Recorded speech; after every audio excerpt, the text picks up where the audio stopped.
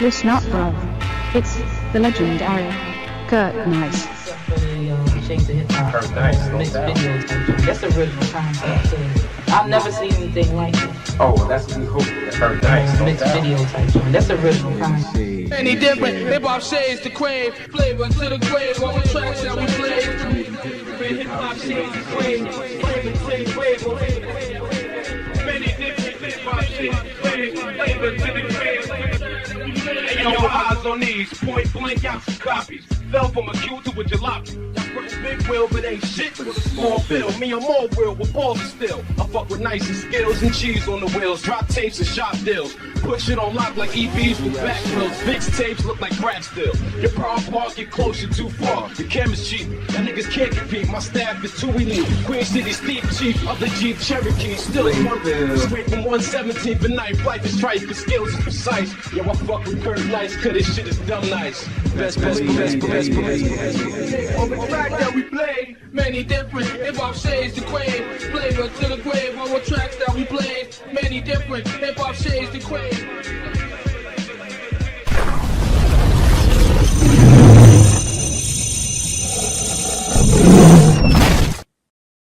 DMC, but you know we'll be behind D with the M plus B. 10 pound be getting down plus. What's your name again? I forgot it. It's something like Greg, but it's the nice on the end. Coming through shades of hip hop, perfection you see every time. So pick up this tape inside the stores. Word up, the #1 video mixtape. So word up. Definitely shades of hip hop. It's definitely in the house of South Liverpool.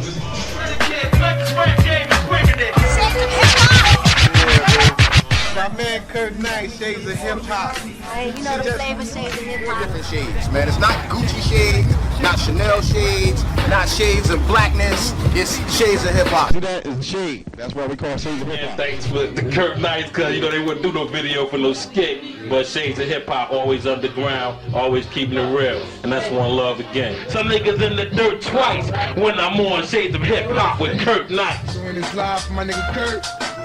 Now, man, shades of hip hop. Shades. This is the shades right now. We got all spectrums up in this piece right now. Put out the Terror Squad, my man, Can the Bunch, you know what I'm saying? Shades of hip hop, you know what I'm saying? Keep it real. Shades of hip hop. That shit is fly. You need to use Drip that. drop to the tip top, you know what I'm saying? Shades of hip hop. Word up, Shades of hip hop. Time for a tape. Speaking of which, Holly Side, 1998, John Forte, Shades of hip hop, and I love all y'all. Shades of hip hop can make a nigga famous. Many different hip hop shades to crave. Flavor to the grave over tracks that we blaze. Many different hip hop shades to crave. Flavor to the grave over tracks that we blaze. No lights, just cameras, action, women to smoke. Sign artist freestyle, plus them niggas just roll. Best of both worlds, underground to the top. Interviews with crews, their honeys by the plot. We blaze the thick blocks, the shades of hip hop. To them niggas that bit, keep your eyes off our dick. Can catch the milk spit and watch it get drip. While you stressing, I'm landing some silk shit. Via satellite, local raps attack. Visual tracks, putting shades on the map. Stat for 9-9, Malgar, fade to black. Fade to black, yeah. Many different hip hop shades to crave. Flavor to the grave over tracks that we blaze. Many different hip hop shades to the grave over tracks that we blaze. Listen up, bruv. It's the legendary Kurt Nice. Raw Deal Rap Show. Thank you, Curtis. My name is Shi Yanming. I'm a 34th generation Shaolin Temple monk. Welcome watching Shades of Hip Hop. Yes. Shades of hip hop, baby. Shades of hip hop. Kurt Nice, no Mixed doubt. video type joint. That's original concept too. Alright. Niggas see a Shades of hip hop tape. Me personally, I wanna hear nigga cursing on your shit. Shades of hip hop. You know what I'm saying? I like that because we get to say just what the fuck we want to say. Of course. Underground raw. She said no cleaning it up. Ain't none of that censored, that stupid shit. That beep. Every time nigga fuck it, wanna say it's mine. Fuck it. Pardon me. We represent about the drop. Alright, it's shades of hip hop. Shades of hip hop. I like that nigga be raw. You know what I'm saying? Straight gritty. You know what I'm saying? Straight dogged, rugged. I That's all I like. Yo, what up, what up, what up? This is Big Rup, 1/2 of Helter Skelter, 1/5 of the Fab Five, with my nigga Aguilar, 8 off this ass. Yo, I mean, like, yo, it's like, yo, shades of hip hop, you know what I'm saying?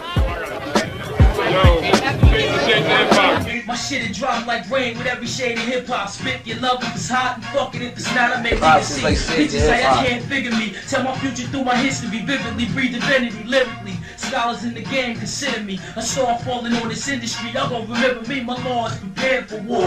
And be sure how I walk surround niggas like the walls of a mall. And you gon' see half the picture after I chew fat with you. I grab pieces like Shades of Hip Hop.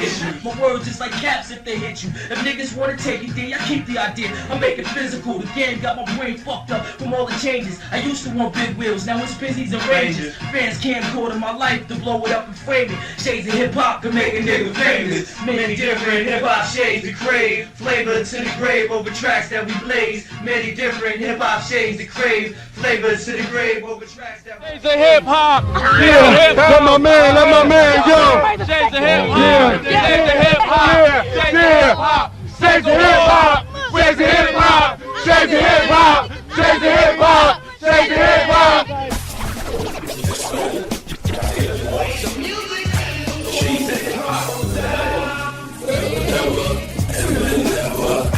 Hip hop. Shades of hip hop. That's it. Do a freestyle? Yeah, if you want. Hey yo, you got the camera lens on that or is it good? It's good, man. It's good. Oh, okay, my bad. Hey yo, it's the Funk Flav, Miggity Mac, you know what I'm saying? AKA the General. Right here, boy, Shades of Hip Hop. Ah, Funk Flav. I got DMX, John Forte, Big Punisher right here, Shades of Hip Hop. 9-8, Planet of Queens, nigga. Video mixtape, Shades of Hip Hop. We right here. We right here. We right here, dog. We right here, dog. Where my dogs at? We right here, dog. See, you're supposed to be catching all this, dog. This is the real. You know, you don't want the perform shit, the rehearse shit. Me and DMX, whether jeans or suit on. What? With the lip long. Yes. Get charged what? The ex was cool. I had met him a couple times before. He was like, yeah, right with us. It's cool. Yeah, dog. Hey, yo. That's my dog.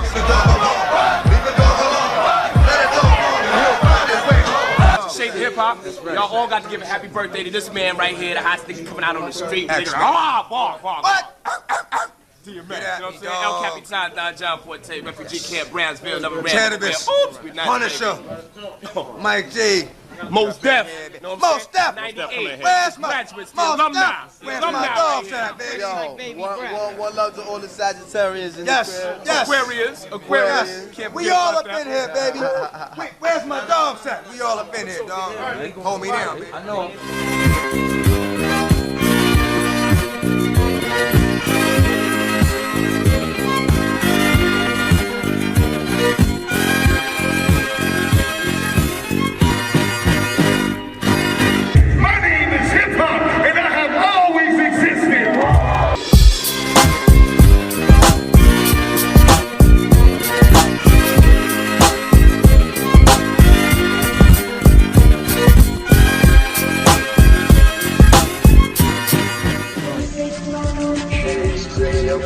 That is real hip hop, you know what I mean? It's that real hip hop, it's like Shades of Hip Hop, you know what I'm saying? Keep that same shit that you known for. Y'all known for motherfuckers getting on y'all shit and say motherfucker, fuck shit, bitch, motherfucker, suck dick. Y'all known for that shit, you know what I'm saying? Alright.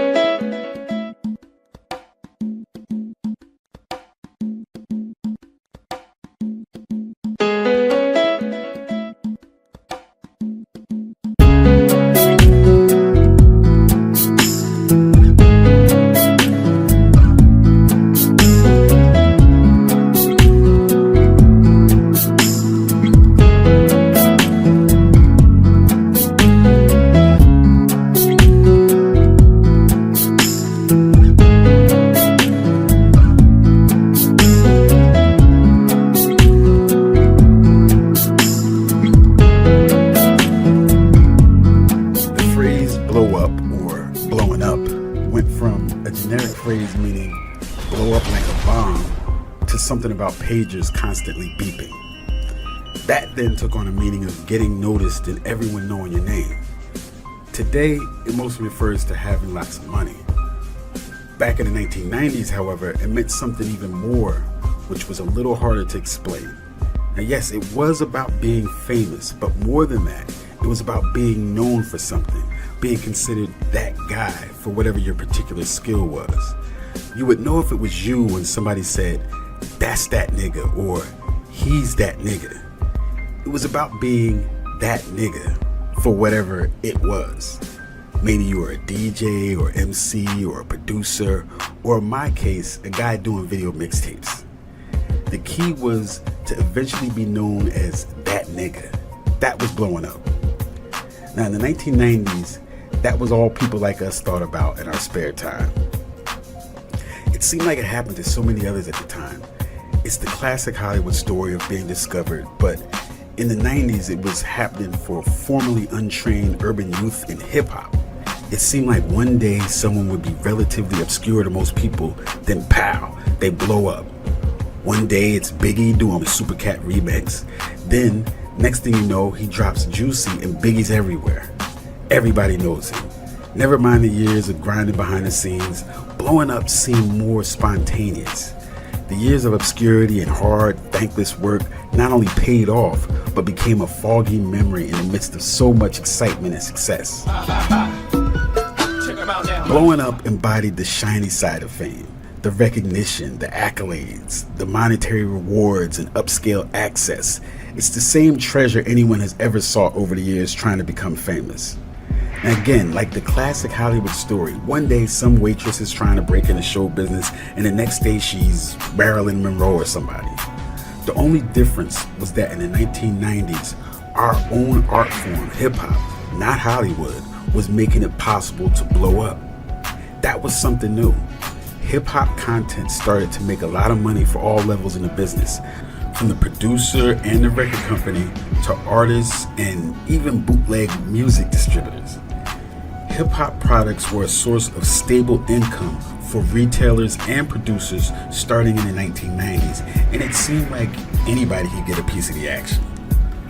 We had our own niche too. Living in Plainfield, New Jersey, my routes of travel took me to Newark and New York on almost a daily basis. Since 1989, I co-produced cable shows on local TV, which took me behind the scenes of the emerging hip-hop business. Now, hundreds of hours of interviews and outtakes, or B-roll as it's properly called, were stacked up on VHS and 3/4-inch tapes in boxes like DJ crates in my apartment. That's what they became to me. Footage was like records or recordings of stuff on video instead of just audio alone.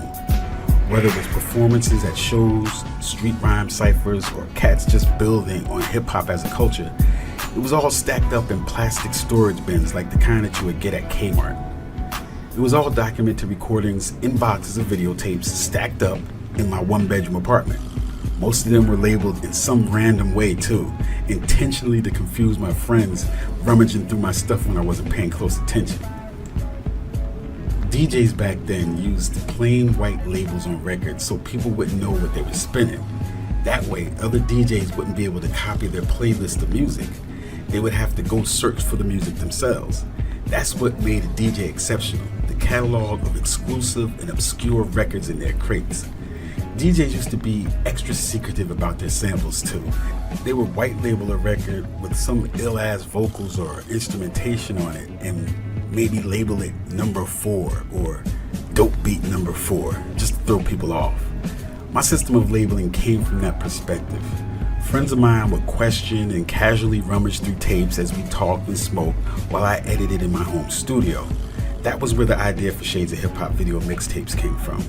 Now, as I played footage we recorded for whatever cable video show I worked with at the time, friends of mine would become transfixed by footage that would never actually make it to the local cable airwaves. The best stuff, it seemed, was the stuff that was too raw for cable TV.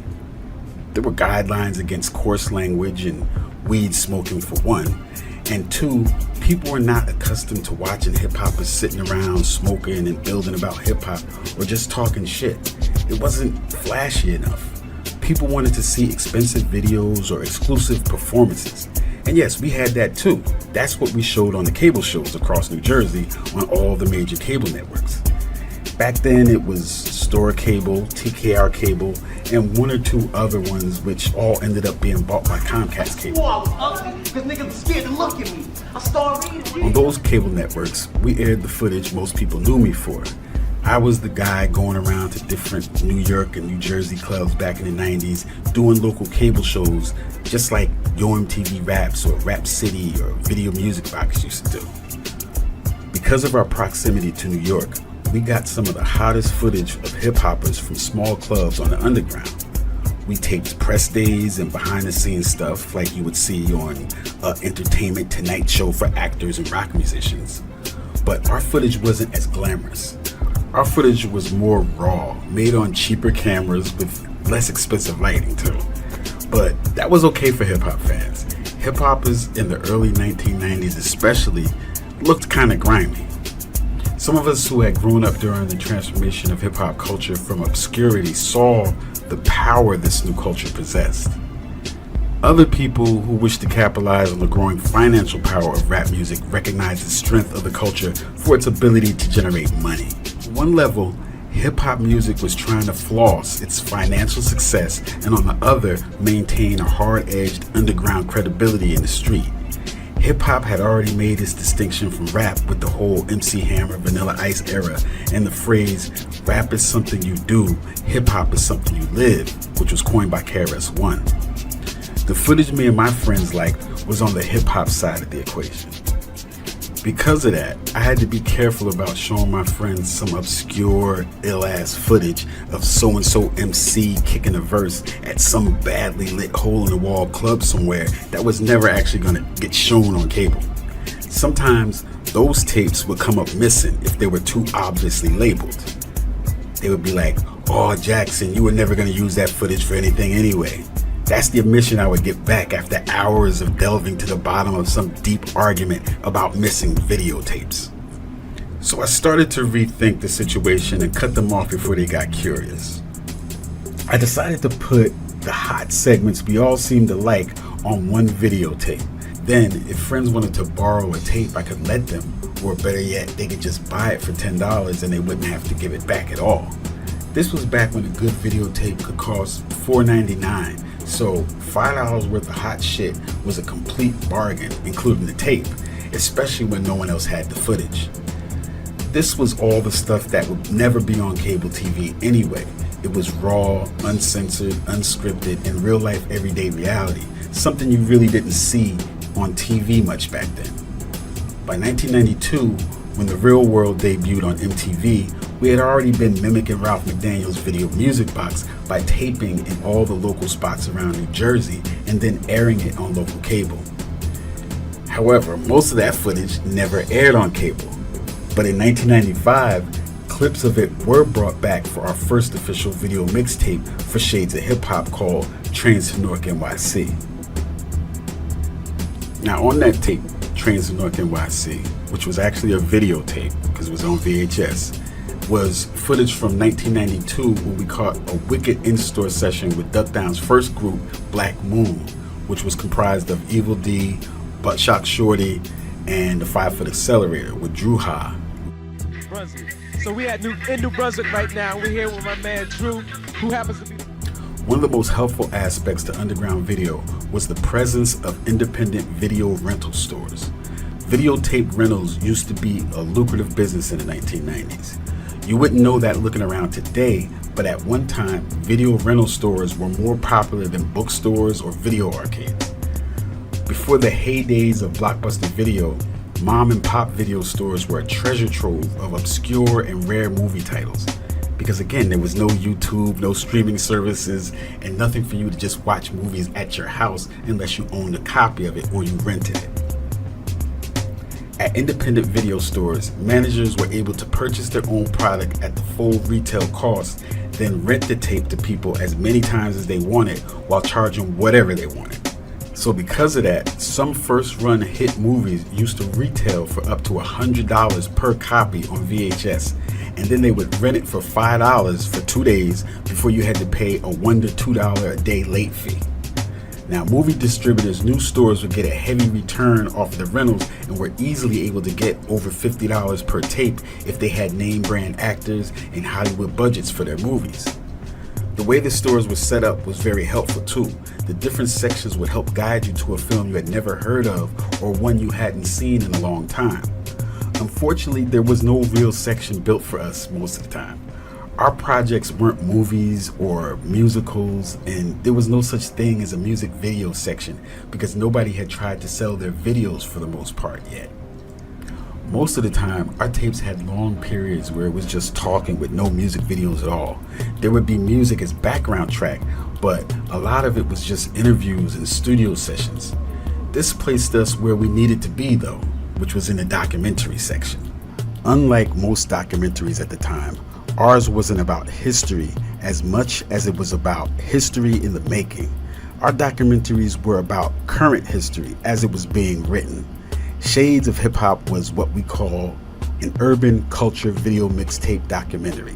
In effect, it was like a reality show about underground hip hop through the eyes of some video guys from New Jersey. We just called it Shades of Hip Hop. We here, me and my team on the line. Relax, in the flesh. I ain't never left. We here, me and my team on the line. In the flesh, I ain't never left. My team on the grind. It's funny now that I can sort of take pride in being a hip-hop nerd in the 1980s and 1990s. Back in the day, the strange tech guys that were into video and hip-hop like myself were an eclectic bunch. Some of us wore glasses, dressed weird, and all shared a love of documenting hip-hop culture. Recording everyday street life, or better yet, all down, candid moments with familiar hip-hop faces was something new in the 1990s because video technology wasn't as accessible. Among the hours of tape I recorded during that time are some classic pieces that have embedded themselves in the fabric of the culture. One of those sessions deserves special consideration because it may be a singularly unmatched piece of hip-hop history. It will also allow me to finally pose the question, is the Shades of Hip Hop Cypher the best recorded rhyme cypher in hip-hop history? Every December, I reminisce on one of my favorite memories in hip-hop. This past December, I finally realized how to classify that moment. Now, sometimes I flirted with the idea that I lucked out and recorded the best cypher in hip-hop history, but it wasn't exactly that. The one I recorded, I considered to be the number 2 cypher in hip-hop history. The best cypher in hip-hop history was the one many still might not have actually even seen. It was from the finale of the Arsenio Hall show. Now, the eclectic group of MCs he had on stage, all in their prime condition, will never be matched again. It featured Yo-Yo, MC Light, Tretch, Fife, Q-Tip, Chip Fu, CL Smooth, Guru, Das Effects, Jizza, KRS-One, and Mad Lion.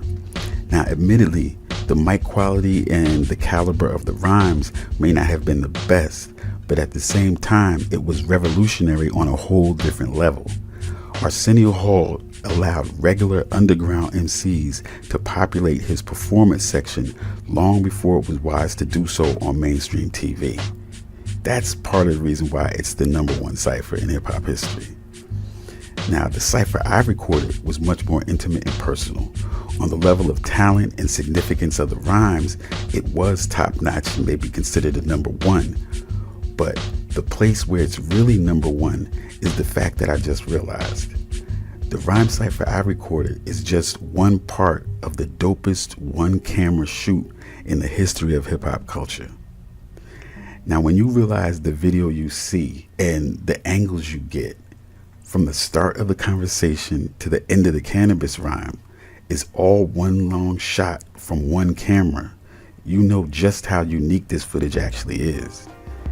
Now, people post glowing comments about the rhyme cypher portion itself on bootleg YouTube copies that have millions of hits, but The rhyme is made more significant because of what they discussed prior to spitting their verses. And the weight of those rhymes spit by Mos Def and Big Pun were from their vast arsenal of gems, but probably ranked in their minds as their personal favorite to rock in this kind of situation. Now, the final point that solidifies the ranking is the rhyme Cannabis spit for the first time in public ever, which was his second round knockout LL Cool J diss. And if you really want to get it on, we can get it on. Live in front of the cameras on your own sitcom. I'll let you kick a verse. Fuck it, I'll let you kick them all. I'll even wait for the studio audience to applaud. Clap, clap. Now watch me rip the tap from your arm.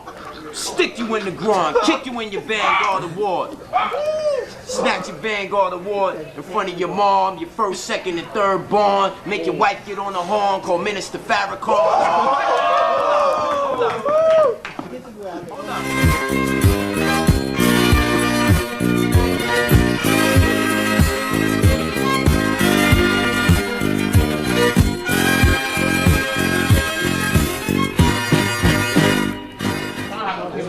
Exactly. It's a word. It's not like, hold up, I ain't sound like that on the corner studios out all we do it. You can do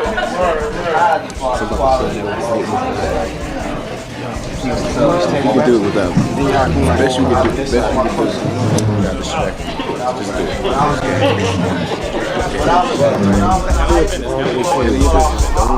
Just do it. Because like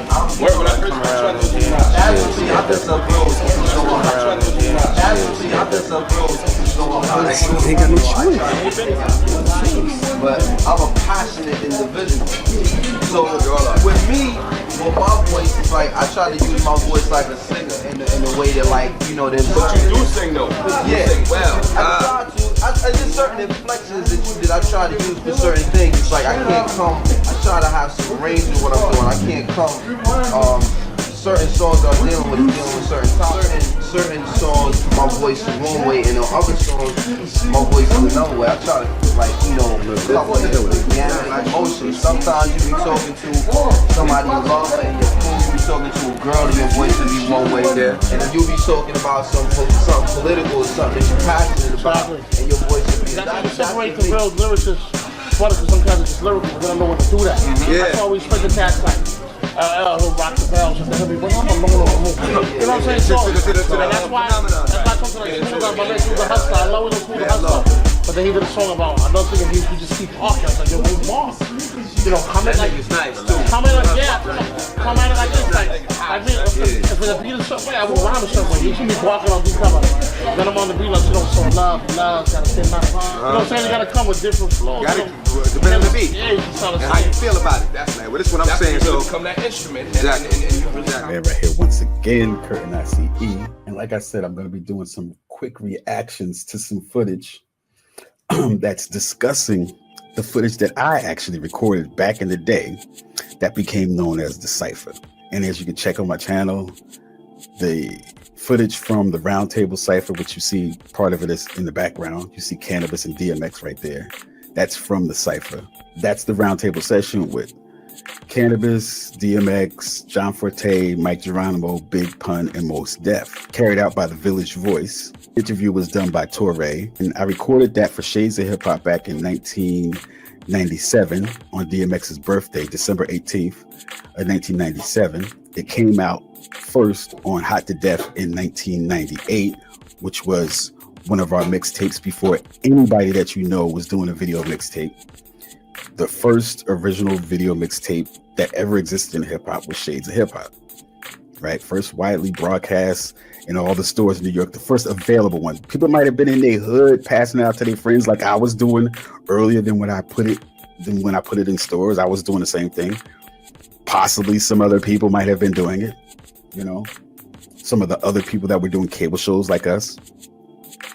And I heard Ralph, you know, in the trailer for his the documentary that's on Showtime, I believe, that Nas produced, the documentary about Ralph McDaniels and Video Music Box. I heard Ralph say that, it was, you know, Video Music Box was sort of like a video mixtape. It was really a video mixtape in the beginning. Sort of, but not really, Ralph. because all your stuff was censored because it was on cable, just like my cable show at the same time. Like back when Ralph was doing shows and I was doing shows, Ralph started earlier than me. He's a pioneer. I met up with him many times and have given him that love and that credit. It's Kurt Nice for Video Clubhouse once again, and we here with the pioneer himself, Ralph McDaniels, Video Music Box. What's up, man? Nothing, everything's cool, man. Just chilling out tonight with Motown. Big shout out. But he did not start Video Mixtapes. I did. You know what I'm saying? I actually started Video Mixtapes with Shades of Hip Hop. That was the first official, and still to this day, the best video mixtape that ever existed in hip hop. The first and the best. Shades of Hip Hop, Video Mixtapes. And that's what it used to say on the cover. It used to say Shades of Hip Hop, Video Mixtape Documentaries. Because there was no such thing. So the only thing, so to get it into the video store, I had to put on their documentary too, so that they would put it in the documentary section and not check the rating, like the R rating and stuff, because we always had X-rated material on our tapes. So I was like, put it in the documentary section next to Faces of Death and Tommy and stuff like that, like music documentaries and just documentaries and weird shit. That's what Shades of Hip Hop used to be when it first came out, until it got real big, and then they started putting it up into the new release section, you know, with like multiple. And I wish I had pictures of this, man. That's one thing I wish I had pictures of, like going into a video store and seeing like a whole couple of shelves, maybe even a whole wall of Shades of Hip Hop catalog in a new release section. But here we have on Talib Kweli's show, getting back to the Cypher, Talib Kweli's show, The People's Party, he brought on John Forte. And as you guys know, if you followed me on this channel, you know that I told you the way that I actually ended up recording the Cypher was because I was doing promotion for John Forte. His people got in contact with my man, Marcus Blasingame. He's a stylist. Shout outs to him. He does a lot of dope stuff. He got in contact with Blast, right? And then Blast called me on the three-way with John Forte on the phone. So John Forte called Blast. Blast called me. So now we're all on a three-way. And he's like, yo, I want to do some promotion. I want to be on Shades of Hip Hop. I'm about to come out with an album. This is the end of 1997 going into 1998. That's when he was about to drop his debut album. All right. He was working with the refugee camp and all of that. Right. The Fugees and all of that. Right. But he was about to drop his debut album. So he wanted to be on Shades of Hip Hop, which was the only video mixtape out at the time, you know, that was on and popping. You could do uncensored shit on there. He wanted to be on Shades of Hip Hop. So again, we discussed where he was going to be. He said he was going to be in the studio. He said he was going to be doing a show somewhere. He said he was going to be doing a couple other things, stuff that we had already recorded. You know what I mean? Type of stuff that, you know, we've been to mad shows already. We've been to mad studio sessions already. You understand? So I was like, no. I wanted to see the scope of what he was saying he was going to do. Then he brought up the Village Voice interview with Torre, right? He said, I'm going to be doing an interview with Torre, freshman class, people that's about to drop albums this year. We're going to be doing an interview section at this cafe in New York coming up like next Tuesday or some shit. So I was like, that sounds interesting. I was like, who's supposed to be there? He's like, oh, it should be a bunch of people there, you know, maybe Cannabis, Big Pun, DMX might be there, Because at that point, they only had singles and stuff out. Nobody had an album out yet. Cannabis hadn't dropped Second Round Knockout yet. DMX hadn't dropped 2 platinum albums yet. He just had a couple of singles like Get At Me Dog and something else was out. I think he had Stop Being Greedy. It just came out. Pun had just dropped a couple of singles. He didn't drop his album yet. I'm Not a Player. He had dropped that and a couple of some stuff with Joe, but no album yet. Mos Def had never dropped an album yet. So you just heard of him messing with Daylight. You just knew who Mos Def was. You know what I'm saying? But he didn't really have no big songs yet. Of course, Mike Geronimo was actually the most known sort of at that time. He had just actually did a track with Bad Boy with Puffy. You know, he had did a remix for one of his songs with Puffy and shit. Irv Gotti was producing him at the time. And actually, if you watch that footage, you'll see I kind of pan over to Irv Gotti because I saw, like, I didn't actually know who Irv Gotti was. It's just that when I always used to go to all of these different hip hop spots, I would always see him. So I didn't even know who he was, but I just knew he was somebody because every time I would be like at some of these different parties and clubs and stuff, I would see him or like somewhere. But later on, I came to realize that was Irv Gotti. But that's what I would do. Like when I was on the camera at this point. So like I would always get the flavor of the room. So you would feel like you was there. So you would get to see what was going on. Sometimes I don't shoot behind me, but all the stuff in front of me, I will let you see the different corners of the room, who's sitting at what table, what they doing, if somebody's eating the French fry while somebody else is talking, shit like that. You know what I'm saying? So that's the type of footage you can see. It's just one camera shoot, you know, still to this day, the best one camera angle shot, you know what I'm saying? The best one shot in hip hop is the Cypher. There was no cuts, you know what I'm saying? It was just all one shot. And that's the type of footage I would get. Here we have on Talib Kweli's show, we got John Forte discussing what he thought about that. So this is the first time I'm seeing this whole footage. Of seeing that video of was it DMX birthday party or some event? It's on YouTube. It's John Forte, Cannabis, it's Cannabis, Mike Geronimo. And hold up, see, and this is the other thing that's fucked up. When Talib Kweli pulls this fucking footage up, right? He don't even pull it up from my channel, the person that actually made the footage.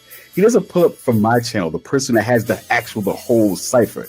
He pulls it up from some random ass YouTube channel that bootlegged it for whatever. Shout outs to them, whatever, for keeping the footage alive and all this shit when I wasn't really messing with it like that. And I didn't want people to see it, but he was just playing the rhyme portion. This footage has millions of hits over different YouTube bootleggers. You know what I'm saying? But meanwhile, on my little ghetto ass channel that y'all barely see, you know, it's not going to look like that.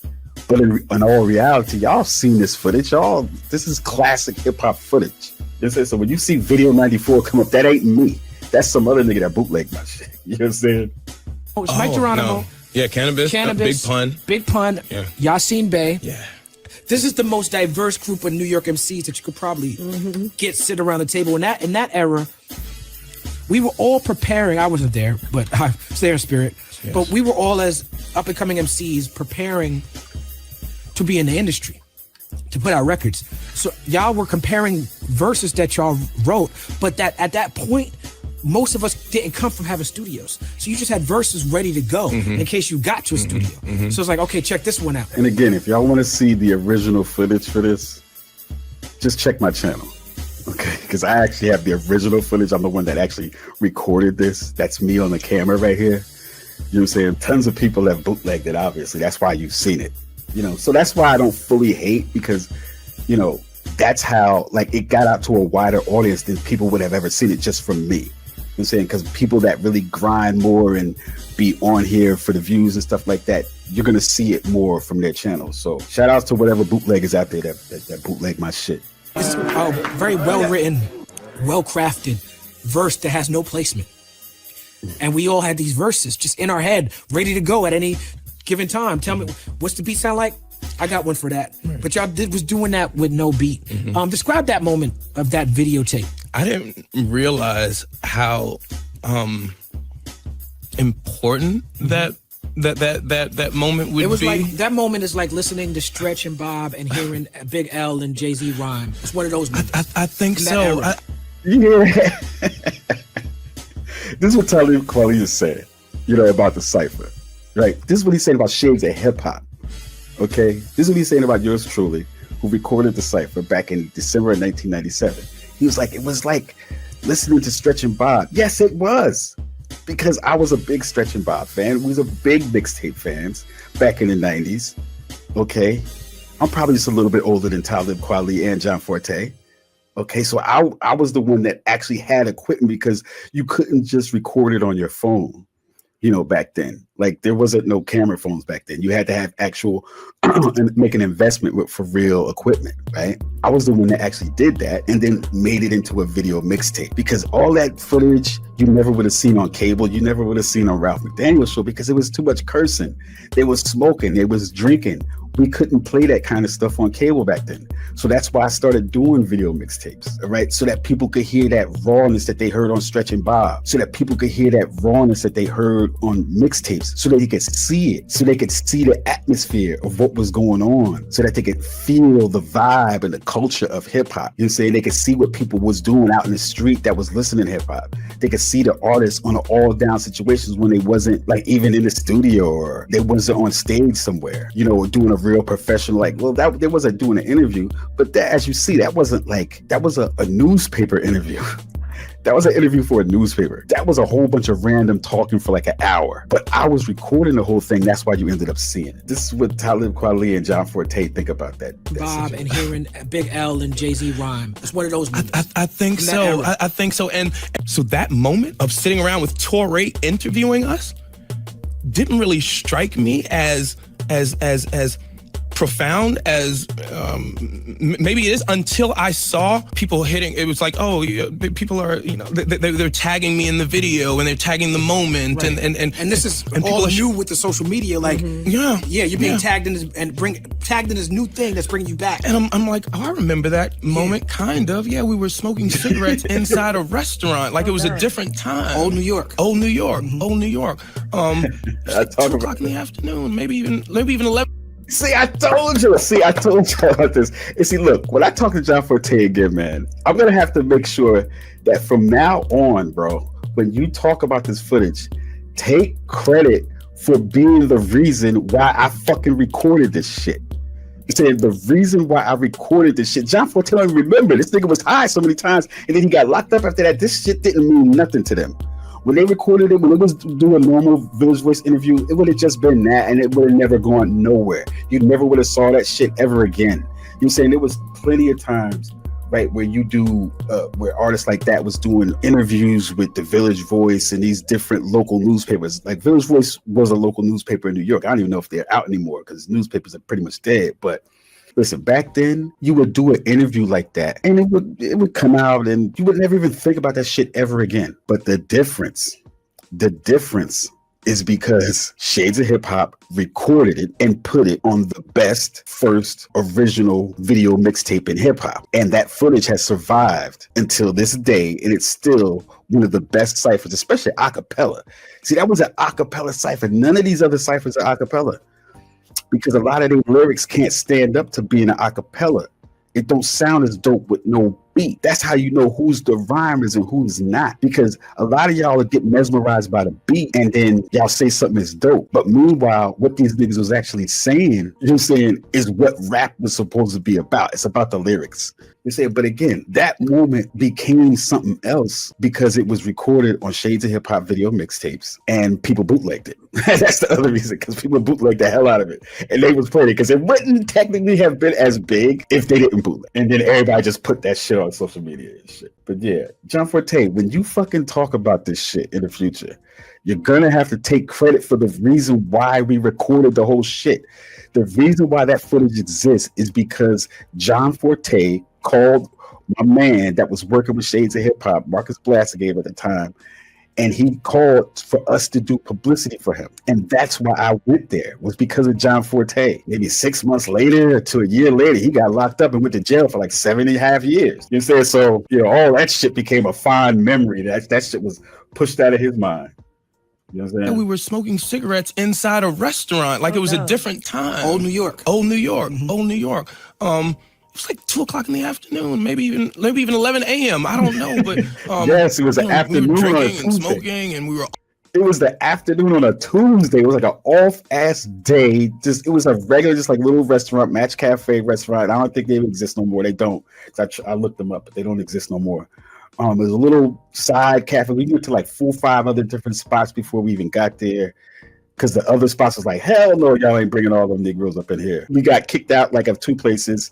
And then the third spot, I think, was like, that was the Match Cafe. And then people was in there, and then it was still like the maitre d' and them didn't want us in there. So I slipped the maitre d' like $30, $40. You know what I'm saying? I gave him like $30, $40, like, yo, here, let me turn the light on and just record these cats for about 15 minutes. Now that 15 minutes turned into an hour, but I had already paid the dude. And then if he had started to stop the shit, there was a whole bunch of people up in there already. It would have been kind of ugly. It was a dark ass cafe until I turned my fucking camera light on. That shit was like, I think I had a sun gun at that time. That shit was bright as hell, just so it could light up the whole area. So it was like a nice little cafe, like 2 o'clock in the afternoon and shit, like a lunchtime crowd, business people from New York. It was like Lower Manhattan.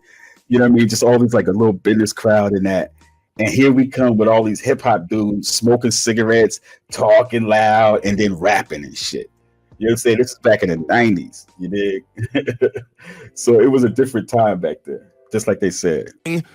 Like we were capable of greatness. Anything. We're going to go to Cannabis talking about the Cypher. All right. On the bootleg, what? I'm sorry. Take me back to that night from that Cypher. Right. Big Pun is one of my favorite ever. I mean, this is a crazy night in hip hop. DMX is there. I mean, you're there. Like, what do you remember about that night and those circumstances from that night? I remember that in that room, tense as it was because of what we all were trying to do in our own lives. We all wanted to come out, make our impacts, plant our flags in the ground, firmly make an impact in hip hop across the world. That's what we wanted to do. We were all American artists, right. Of course, coming from different lineages, right? And then everyone on the cusp of being the next big thing in rap. Right. And then ethnically, it was really spread out all throughout. It was spread out. It was a spread out round table, right? But in spite of how intense it was, what I distinctly remember was, as much as each one of us was willing to go hard with them rhymes and other things to make that statement, there was still complete love in that room. And you can look at it and tell like there was love for each other and respect for each. That's what you didn't see anything jump off in there that was like unbecoming of artists that are kind of like in their freshman role trying to get it popping. Like we show love to each other in that, and there was no security there. We didn't need any extra. There was no hype man there. There was no squads. Nobody had a whole squad standing outside the door. That much I remember. I remember that there was love in that room, and the love, I think, was probably resonant because of the lyrical miracle ability, right? We all had that ability in there, so everybody respected one another's pen game, and we all knew consciously and subconsciously that we were kind of like all up against the same machine. We weren't up against each other. We were up against the same machine because we were trying to get something from the machine in order to go feed our little huskies and our munchkins and branch out. And once I show y'all the full Cypher, I'm going to go into the details of what was going on at the time. And although Cannabis says that it was all love, I can point to a few little instances in particular that was a little tense. Like he said, it was a tense situation in there. And when we talk about the Cypher in full, I'm going to go into that more in depth. All right, I'm going to tell y'all what was really going on. You know what I'm saying? I'm going to pause the tape and I'm going to tell y'all what was really going on. I actually really want to do another documentary, Where Are They Now type of thing, and talk about people's careers and stuff that has transpired since we actually recorded that back in 1997. Everybody's life tells a different story, and mine just happens to be filled with a bunch of underground hip hop. My name is Kurt Nice, and I originated the first video mixtape series called Shades of Hip Hop back in the 90s. But some of the dopest experiences I had in hip hop came after that. Now, throughout the 90s, I was a graphic designer that worked for myself and other companies doing event flyers and CD covers and t-shirts and promotion for different artists and event planners.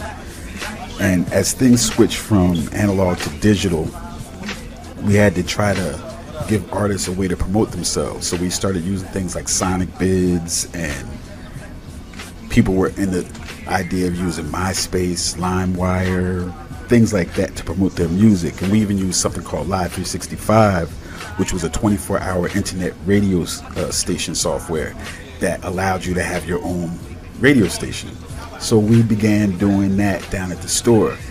And as we built this platform for artists to come promote their music, unsigned artists to get seen and heard, we started having building sessions and doing recording in the store, and people would generally like to hang out afterwards. So instead of doing everything at the store, people smoking and drinking, hanging out downtown in Newark, this is in the arts area before it became what it is now with the Prudential building and Rutgers buying the Haynes building. That was just an empty, abandoned building, and then just next to that was a big ass parking lot. It's all new, modernized buildings, and you have the whole center down there that Records promotes the hub down there. But before that, it was just the beginnings of an art community. I developed a lot of cool relationships with all kinds of artists that used to come through the store to hang out or even go down the street to the art supply store, the fabric store, including legendary artist Jerry Gant, who used to be working on a lot of different clothes and stuff at the time. And he also did me that logo. If you tired of the garbage of what these bastards is doing to our culture outside of EO-Dub, how they with the Laffy Taffy garbage do the Superman two-step and it's like BS that they playing on the radio. If you mad, just like if you mad like I am, that there's too many rappers and not enough MCs, you pump that fist in the air. Man, the quicker y'all put your fist up, the quicker I get busy. Let's go, pump that fist in the air. Let's go, pump that fist in the air. Listen, yo, if anybody's videotaping this, yo, I got something to say to the rappers out there. Yo, if you gonna put it on YouTube, man, label this Dayton Hates Rappers. Listen, yo, this is the Mr. Rapper out there. If you a rapper in the crowd and you fall under what I'm talking about, it's tough for you. Yo, listen, I got something to say, Mr. Rapper. Stop! This is what hip-hop is dead. Homie, this is why. Hold up, I'm like, damn, am I the only person here that has a good set of working in? This is an overview. The short version is that as we covered the New York underground hip-hop scene for Shades Radio, we met up with KRS-One at an event. Now, after discussing our common interests in hip-hop, he brought me on as his marketing director, which led to me doing public relations for him and the Temple of Hip-Hop. Nobody is more respected on the underground hip-hop scene than the legendary teacher KRS-One. So it was an honor to be asked to go on tour with him for the 20th anniversary Stop the Violence Movement tour and the release of his book, The Gospel of Hip Hop. But before we headed to California, we made sure to bring the teacher to our favorite spots for at least a walkthrough.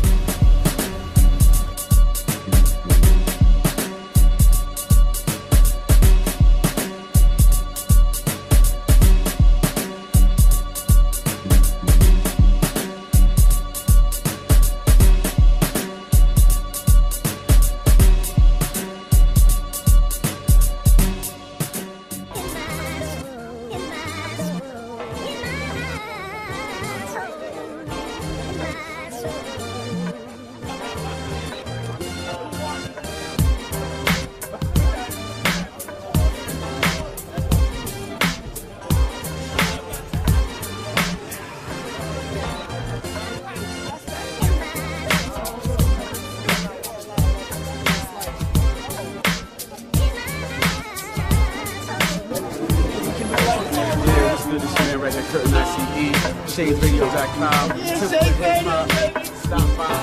Stop the violence movement in effect, in the building, right here, 101 Avenue 8, the Pyramid. That's an eagle, your brothers. Black and brown, shot it from the mall. The Ethiopian, come on. So you master. Okay, last verse. Okay. I'm zoning out real quick. Good. Village looking on the camera. We in front of the EO-Dub, 101 Avenue A, Lower East Side.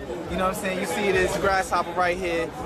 My man Craig G, man. How you been, man? What's up, man? Yeah. Yo, man, everything's good, man. It's legendary Juice Crew member. You know what I'm saying? Legendary freestyle. He's so ill. You know what I'm saying? Yo, what you been up to nowadays, man? What's really good, man? Album in June for Operation Take Back Hip Hop. Got KRS, Shaddad X, Tom Williams, Omega, Dilated People. It's out there. Get it. Catch me on the road. Just Google me. Craig G, that's what it is, that's right all there. you gotta know what I'm do. saying? That's what it is. Album's called Operation Take Back Hip Hop. No copy. You know what It's your homegirl, Sarah Connor, end of the week. Lyric, you already know, stop the violence. We can rhyme all we want about it, but at the end of the day, we hungry just like everybody else. New York City all day. And understand, respect the guy when you see him. KRS-One to the death. The Bronx will always ride and die. That's how we do. Stop the violence. Keep it funky. Write some rhymes. If you're angry, write a freaking rhyme, stupid.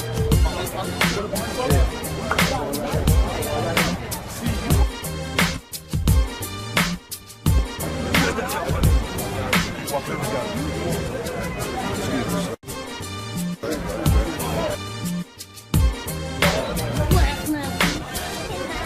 what up, man? What's up, boy? Y'all bless you. What up? Get it started,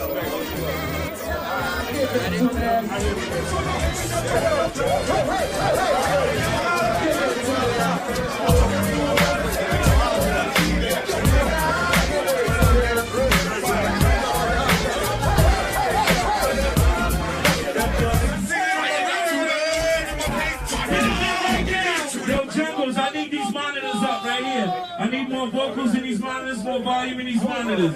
Hip hop. This is one of those nights that's gonna be a commemorative night for the mighty E.O. Dub.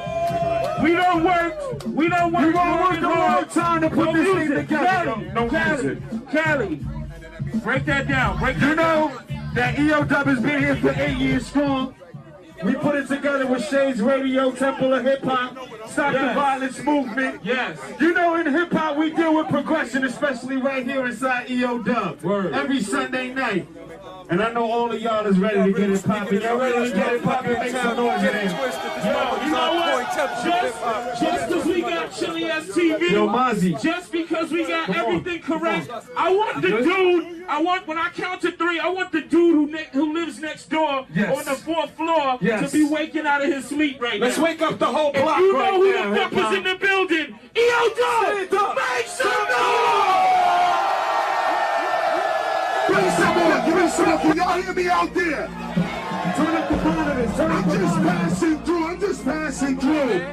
You can still work with this shit. Yeah, you can test the mic too. Alright, there's a little too much bass. Damn, I never felt the floor rumble like this. Damn, this is hard shit. Turn the snare up, crack the snare a little bit. Crack the snare, listen y'all. When KRS comes and spit, these DJs with no breaks, I don't wanna hear that shit. The radio, I don't even hear that shit. Gucci Prada, I don't even wear that shit. I'm in the streets, holler, they fear that shit. We blue collar DJs, we hear the rip. 900 number, got 2 pairs of it. With MP3, I'm not sharing it. Classic sample and loops, we not clearing it. The life of a DJ, there's no comparing it. Many wanna be, but many more scared of it. Before they start, they already plan to quit. The music, they no longer fans of it. They wanna use it so they can make a grand and shit. The program directors handing them scripts, making them play wild shit and lie from their lips. Y'all get this. This is how we used to do it back in the days. 123 Park, Soundview Park. This is how Zulu Nation used to really get down and do it. And we used to think once was a story about a man, but now Chad is dead and all his kids is dead. You know what hip-hop means to me? It means freedom. It means I don't have to do what the system says I need to do in order to meet. Just take the train, man. It's lovely. People are nice, you know what I'm saying? Got my coffee, so I'm happy. That's all that matters.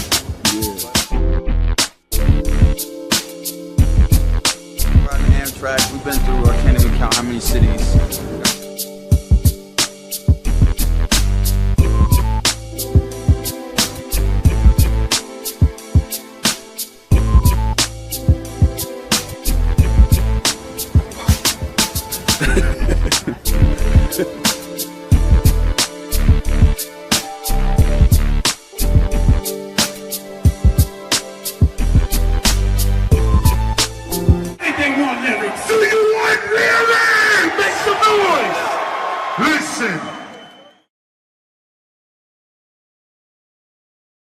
So we brought in a hip-hop historian, Curtis Jackson.